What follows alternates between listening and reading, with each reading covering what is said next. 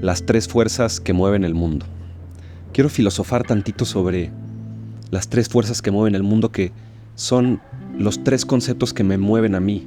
Son mis tres pasiones, los tres temas que constantemente estoy investigando, estoy estudiando, queriendo profundizar. Son tres grandes ideas que contienen muchísimas ideas dentro de esos tres conceptos.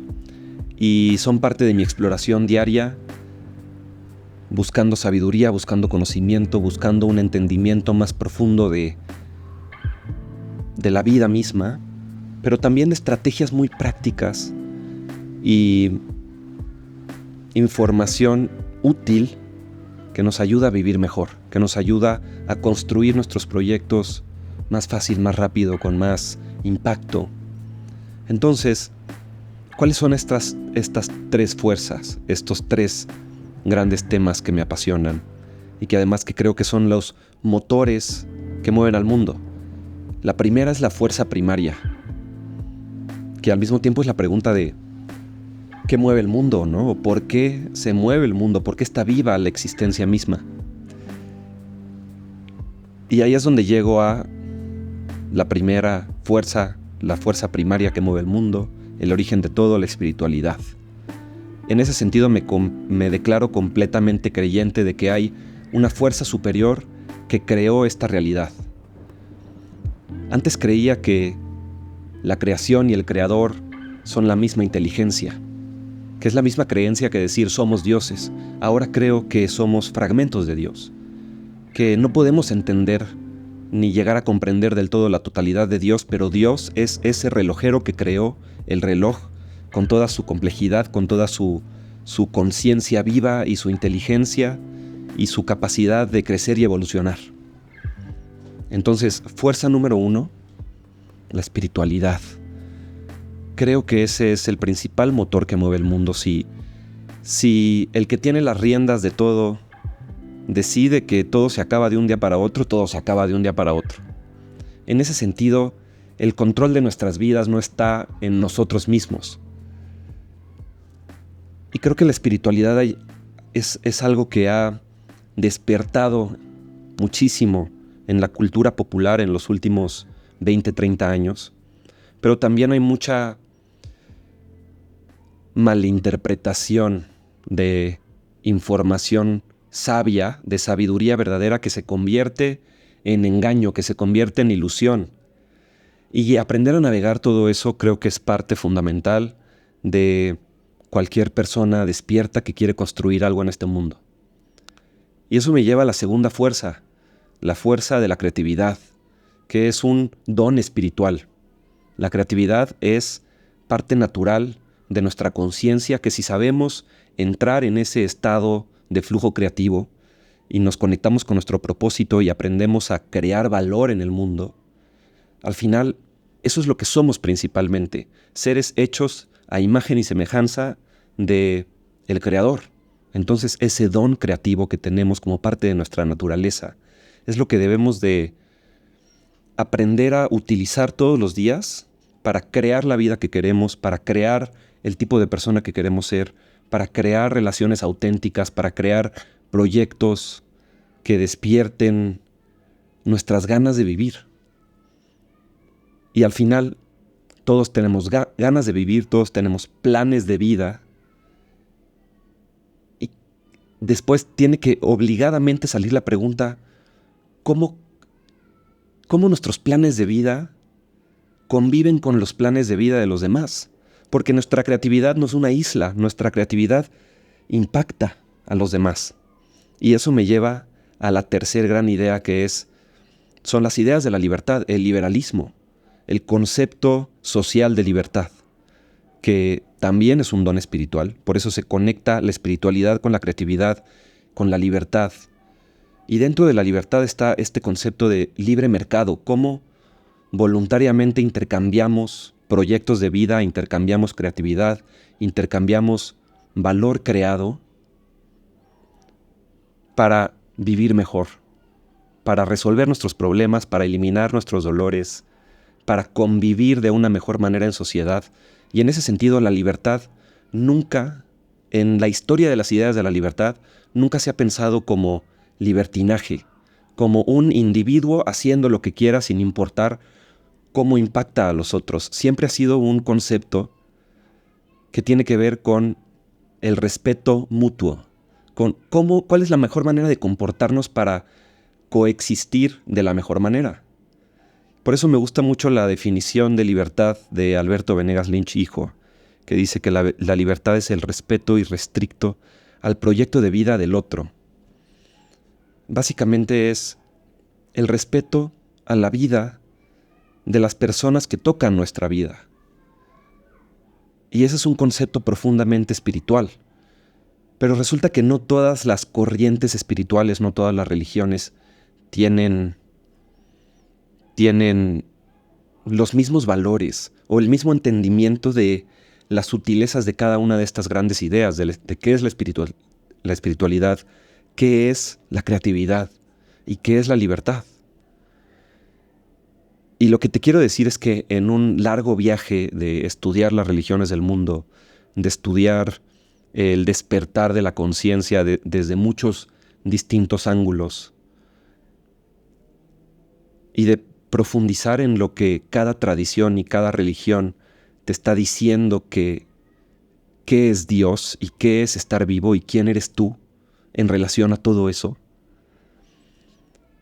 Lo que puedo decirte es que todo lo que gozamos de las cosas buenas, de las cosas verdaderas, de todo lo correcto, lo bello y lo bueno que existe en nuestra sociedad,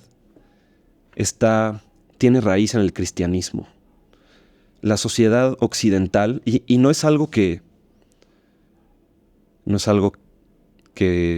he pensado siempre, es algo que últimamente me he dado cuenta que es verdad, que le debemos al cristianismo los marcos de entendimiento que definen cómo nos comportamos y qué es lo que pensamos que está bien y qué está mal.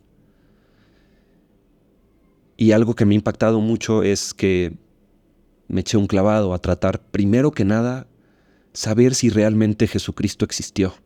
Luego, a meterme en tratar de entender si puedo, de una manera intelectual, de una manera lógica, acercarme a saber si Jesucristo realmente resucitó. Y creo que tal vez no se puede del todo, pero no tienes que recaer completamente en la fe ciega. Al final tienes que creer y depositar tu fe. Pero al mismo tiempo hay un largo camino de evidencia histórica que nos apunta a que el cristianismo es la única religión verdadera y que en su fundación es una antirreligión, es un rechazo a las normas religiosas del judaísmo y es un cambio de lo que se le conocía como el Antiguo Testamento, se le conoce como el Antiguo Testamento, al Nuevo Testamento, al nuevo entendimiento de que todos somos hijos de Dios, hechos a su imagen y semejanza, y comportarnos como hijos de Dios, desde mi punto de vista, es todos los días utilizar nuestro don creativo para construir una vida de bien, para construir con propósito y para no solo construir cosas que mejoran nuestra vida, sino construir cosas que mejoran la vida de los demás. Por eso creo que el capitalismo, el libre mercado, ser emprendedor, ser fundador, ser creador de un proyecto en conjunto de otros creadores, es la fuerza más bella y más impactante del mundo. Es lo que literalmente todos los días saca a miles de personas de la pobreza alrededor de todo el mundo. Y definitivamente sin libertad no se puede disfrutar la vida. Nunca podemos poner la comodidad por encima de la libertad. Ni siquiera la seguridad la podemos poner por encima de la libertad. Y al mismo tiempo algo que asegura que tengamos esos entendimientos mutuos de qué es bueno y qué no es malo son las leyes. Y la igualdad ante la ley es algo que últimamente me he dado cuenta que es crucial para poder libremente experimentar nuestra espiritualidad y nuestra conciencia, para libremente meternos al mundo de la creatividad, la innovación, las ideas, la estética y el entretenimiento que enriquece nuestra vida, y al mismo tiempo tener una sociedad que funcione, porque cuando funciona la seguridad y la justicia, es decir, la igualdad ante la ley, y cuando funciona el libre mercado en países que defienden la propiedad privada, ahí es cuando la gente vive mejor. Y no te lo estoy diciendo ni siquiera desde mi punto de vista, es decir, no es mi opinión, no es la opinión necesariamente de personas que saben mucho del tema, como Axel Kaiser, por decirte solo uno de muchos grandes personas que influyen todos los días en las ideas de la libertad y el mercado libre, sino que hay un índice que se llama el Índice de Libertad Económica que estudia la mayoría de los países del mundo y que ya determinó que entre menos intervenido está la economía de un país por su gobierno, mejor vive la gente. Incluso las personas que están hasta abajo de la jerarquía de valor de un mercado en un país libre, en un país menos intervenido, viven mejor que las personas que están hasta arriba de la jerarquía de valor de un país intervenido. Y entonces, realmente, estoy convencido de que el socialismo, el comunismo, el intervencionismo y el estatismo son fuerzas que detienen al mundo, que en vez de generar progreso, generan regreso, generan estancamiento. Y por eso estamos en una batalla cultural.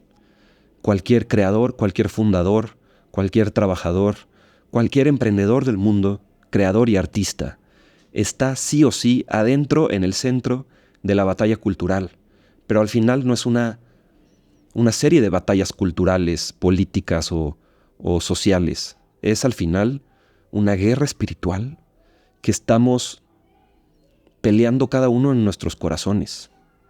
Al final depende de lo que aceptamos en nuestra mente, lo que aceptamos en nuestra palabra y lo que aceptamos en nuestras acciones de todos los días, lo que define cómo se gana o cómo se pierde cada día esa batalla cultural. Pero al final, también al mismo tiempo me da tranquilidad y me da paz pensar que la batalla espiritual está ganada. Lo único que está en juego es cómo van a vivir nuestros hijos y los hijos de nuestros hijos esta sociedad y esta realidad que al final solo es pasajera. Y al mismo tiempo todos nos estamos preparando para ese momento en el que vamos a experimentar la única gran verdad de que esta realidad es pasajera y vamos a morir. Por eso, todo este tema es un tema principalmente espiritual, existencial, porque tiene que ver con por qué estamos vivos, por qué vivir, lo cual tiene que ver con nuestro propósito, y el propósito tiene que ver con cómo nos conectamos con esa fuerza que despierta nuestro poder creativo, que despierta ese don que Dios nos dio para crear en esta vida, para crear negocios, crear obras artísticas, crear valor para los demás y crear una vida que valga la pena vivir.